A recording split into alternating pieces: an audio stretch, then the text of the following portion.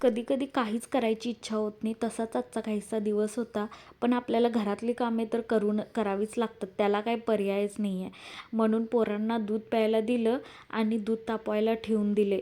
मग त्यानंतर आरेचं पसारा काढणं तर काही संपतच नाही. मग देवपूजा करून घेतले आणि वरलक्ष्मी होती म्हणून ती जागा क्लीन करून घेतली.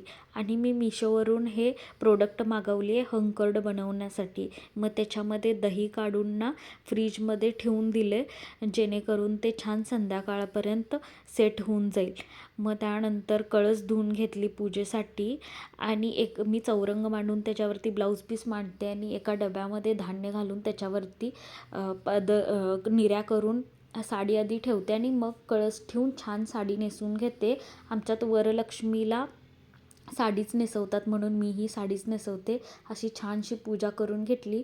संध्याकाळचा चहा ठेवला आणि हा व्ह्यू एन्जॉय करत आणि थोडा थोडा पाऊसही पडत होता. चहा घेतला आणि मग लागले संध्याकाळच्या स्वयंपाकासाठी. मग हंकर्डही तयार झालं होतं छान. मग ते बाऊलमध्ये काढून ठेवले आणि हे पाणी जे असते ते मी गुलाबाच्या झाडांना घालून घेतले आणि मग चपात्या करायला घेतल्या. आज शुक्रवार होतं म्हणून चपात्याच बनवणार होते. आणि रोज एक चिनूची अशी छोटीशी चपाती तव्यामध्ये पडते शेवटला.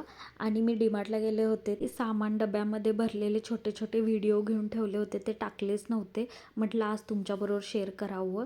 आणि आपण डीमार्टमध्ये ग्रॉसरी शॉपिंग तर एकदम छान आवडीने करतो, पण हे सामान ठेवायचा फार कंटाळ येतो. तसंच मी हा छोटासा कप घेतला होता डीमार्टमधून चहा पिण्यासाठी. भेटूया पुढच्या व्लॉगमध्ये. बाय.